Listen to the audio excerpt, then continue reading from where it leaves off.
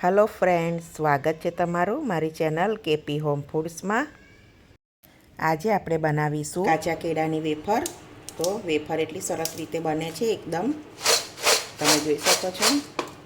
तो आपणे घरे ज बनावीशुं। तो चालो आपणे रेसिपी शरू करीए।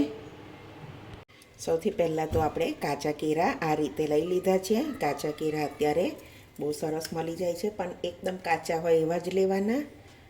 पाक्का हशे तो केळानी वेफर सारी नहीं बने। तो आपणे आ रीते बधा छूटा करी लईशुं।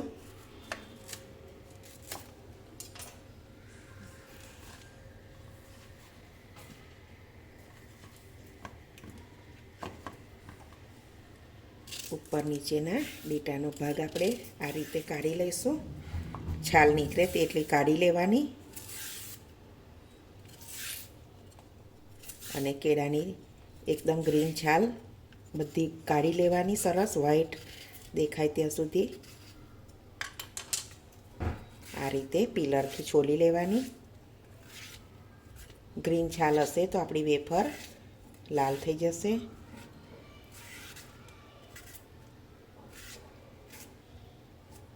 તો આ રીતે આપણે કેળાને છોલી લેવાના છે બધા જ।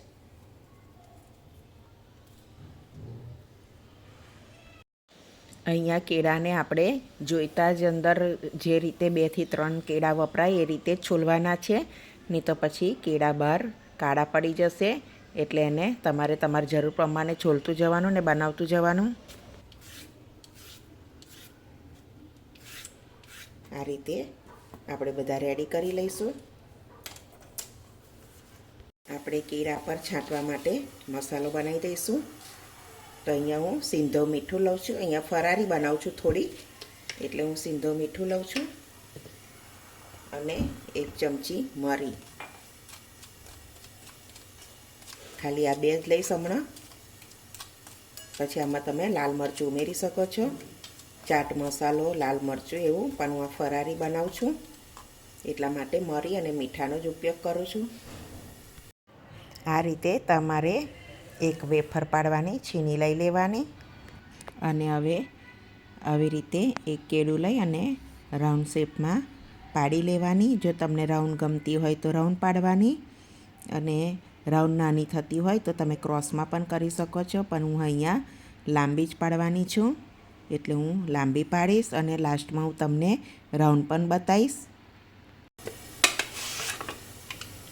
તમે જોઈ શકો છો હું આ રીતે બધી પાડી લઈશું। તમે અડધું કેળું પણ કરીને અડધી પણ પાડી શકો છો।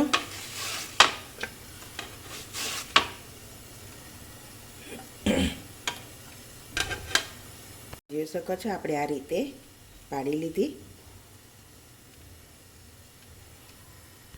તો તેલ મૂકી દીધું હતું, તો સરસ ગરમ થઈ ગયું છે। તો આપણે એમાં થોડું અડધી ચમચી જેટલું મીઠું ઉમેરી લઈશું।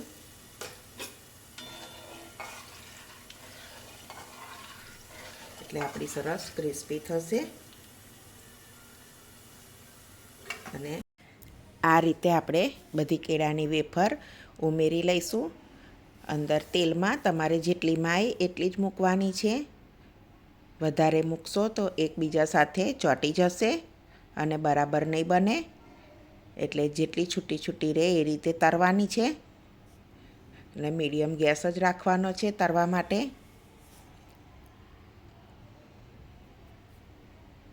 તો આ રીતે આપણે તળી લઈશું। તો અહીંયા કેળાની વેફર બનાવવી બહુ જ સહેલી છે। જો તમે આ રીતે બનાવશો તો તમારી વેફર પણ બહુ સરસ થશે, અને આટલા જ કેળામાં ખાસી બધી વેફર આપણી બનીને તૈયાર થાય છે, એટલે ઘરે જ બનાવીએ। તો સરસ વેફર તળાઈ ગઈ છે, આપણે કાઢી લઈશું। તમે જોઈ શકો છો।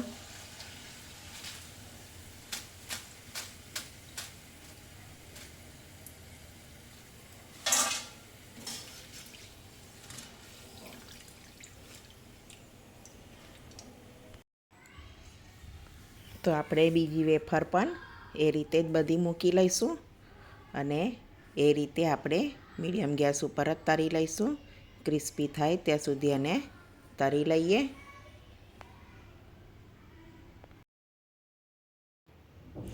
તો આપણે બીજી રીતે પણ આ રીતે પાડી લઈશું રાઉન્ડ શેપમાં. તમને જે પાડવી હોય તે પાડી શકો છો. લાંબી રાઉન્ડ તો આ રીતે પાડી લેવાની.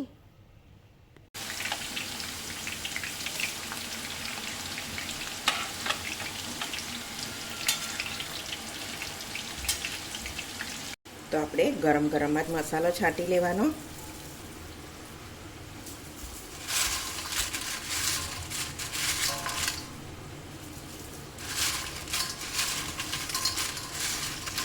આ રીતે બધી વેફરને રેડી કરી લઈશું.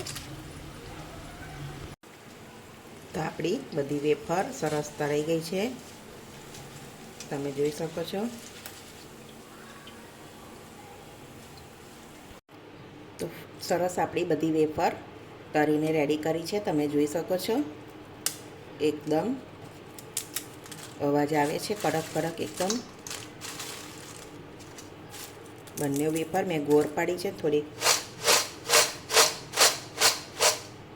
તો તમે પણ એકવાર ચોક્કસથી આવો ટ્રાય કરજો અને ઘરે જ બનાવજો. બહુ સરસ બને છે. તો તમને મારી આજની આ રેસીપી ગમી હોય તો વિડીયોને લાઇક કરજો, મારી ચેનલને સબસ્ક્રાઈબ કરજો. તો હવે મળીશું એક નવી રેસીપીમાં. ત્યાં સુધી બધાને જય સ્વામિનારાયણ.